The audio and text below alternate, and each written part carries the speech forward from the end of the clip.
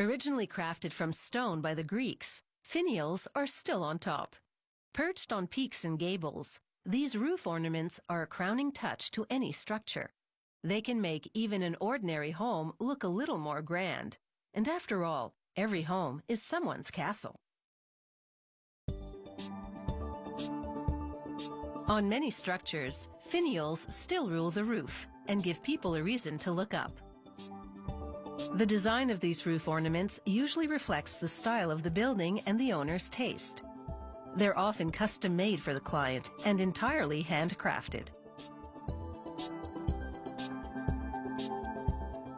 To make a copper finial, the artisan first draws the design on paper. Like many finials, this one will have a point, a central orb, and skirting. Once the design has been approved by the client, he draws larger versions of it onto poster board. They'll serve as templates for the copper parts. Here, he draws the patterns for the elaborate scroll work.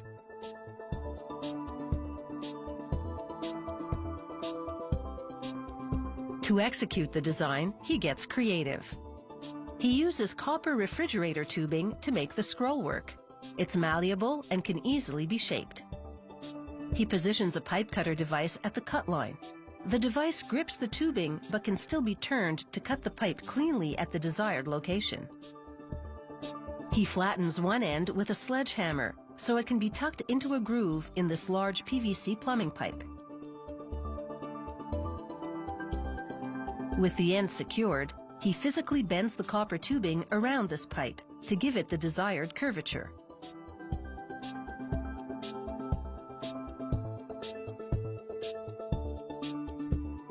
He compares the curvature to that of the pattern and makes adjustments. He continues shaping the pipe, now using only the scrollwork pattern as a guide. He'll make several of these copper scrollwork parts for one roof ornament. With an etching tool, he now traces the shape of the skirting pattern onto copper roof sheeting. He cuts reference points for the bends and removes the pattern. He then extends the bend lines with the etching tool. He now cuts out the skirting part with standard hand shears, following the etched outline. One last trim along the edge, and the skirting is ready for the sheet metal bending machine. He clamps it into place and pulls a handle to apply hydraulic pressure and bend the part along the etched lines. He repositions the skirting and bends it at the next etched marking point. He continues until there are 6 evenly spaced folds in the copper. This transforms it into a hexagonal pyramid. To seal it where the ends meet, he prepares the surface. He applies an acid called flux to clean the copper. He ignites the torch and melts solder into the seam.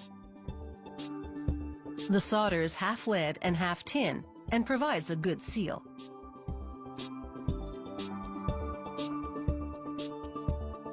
He sands the soldered seam against a fine abrasive belt to blend it with the copper. The finial skirting is now complete. He drills holes into a hollow copper orb. He slides the orb onto a long copper spike that's been installed in the base. He cleans the copper where the two parts meet and solders them together.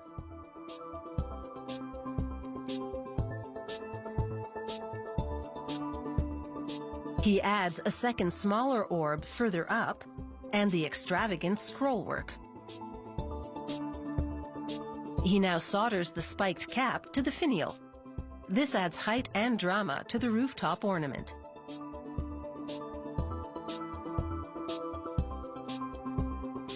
This finial is now complete and ready for high places. Making one has truly been a pinnacle achievement.